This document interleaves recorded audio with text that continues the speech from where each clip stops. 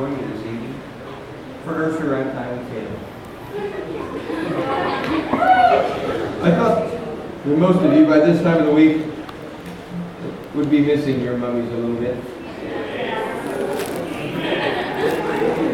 I miss my mom. Of course, I've been married 6 years. Doesn't really matter.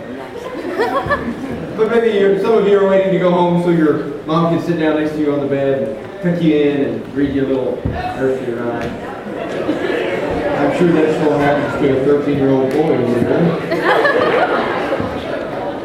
Nevertheless, I thought I would do this to try to comfort your hearts as we are one day away from your departure.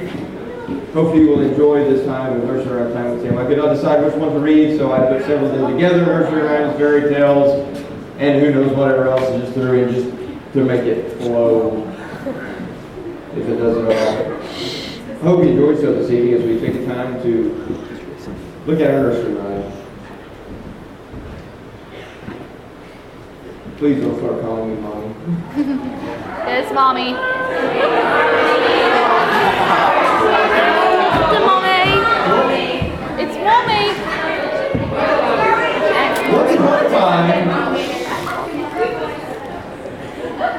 just imagine, if you can imagine me with curlers, that's my mom.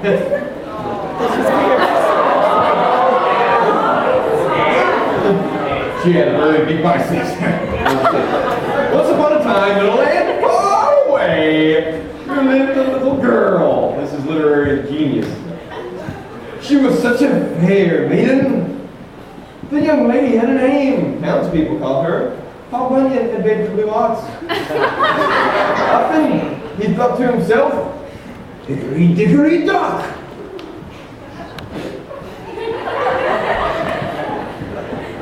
He was on medication. He wanted to find somewhere to hide from the awful queen who was jealous of his ravishing beauty. "Mirror, mirror on the wall, who's the fairest of them all?" Quickly the mirror cried, "Wolf, wolf, wolf! Mommy, save me from this wolf!" The mirror had a problem telling lies. The ugly queen heard something up on the housetop. Click, click, click. She heard such a clatter, she rose to see what was the matter. As she passed the stockings that were hung with great envy, she thought the masters would up the clock. She saw to her amazement a little sleigh and 8 tiny jelly beans. She staggered under the roof with her candlestick. But before she could reach the little jelly beans, a neighborhood boy named Jack jumped over her candlestick. "Go, Jack, be nimble, Jack, be quick!"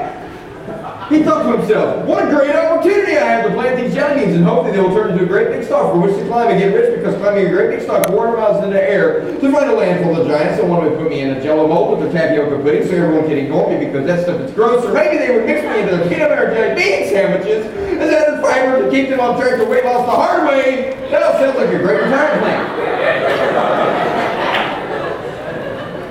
Jack and his BFF were running up a hill to fetch a pail of water to water his jelly beans.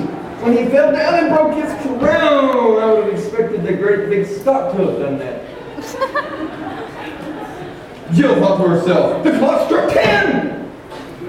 She thought to be attacked by the liberal media for illegal carrying of a concealed water pail. So she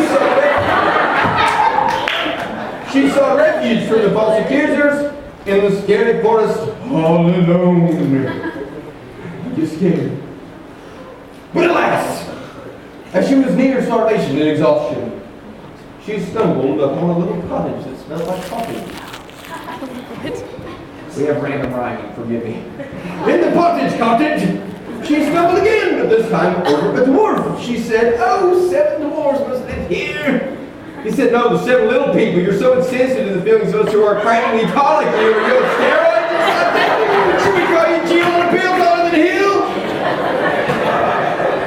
She said, "My, what big attitude you have. And my, what big bones you have. Wait a second, you're not a dwarf, I mean little person. You're my evil stepmother disguised as a wolf that's disguised as a dwarf. You're not getting away, not by the hair of my chin. Which I'm going to wax soon. I just haven't got the chance with my English major. The dwarfs had been, really they wouldn't look as frightening if they didn't have big hairy moles. You know what I'm saying? The dwarfs had been keeping 3 little pigs who went to the market, went to the store, and went all the way down the zip line. But then it lasted all the story, because everything's better with bacon. The hairy, moly stepmother knocked her out with an apple that had been frozen and left her to sleep forever. But she didn't plan that out very well. A prince heard the entire shocking scene and galloped in to help the maiden. Maybe I can kiss her and wake her up. But that would be breaking the 12-inch rule and would be doing something meant for marriage, so I'll just call the ambulance. 3 bears named the search came swiftly on the scene to Geo, who changed her name to Snow White in order to pursue a career in medical science. Her grandmother came to visit her in the hospital and brought her all kinds of great things like bacon, chocolate cake, and more bacon. As she lay on her deathbed in recovery, I think I need to rewrite that. As she lay on her deathbed in recovery, she thought to herself, hickory dickory dock! The end. Thank you for joining Mummy Nursery Rhyme Time.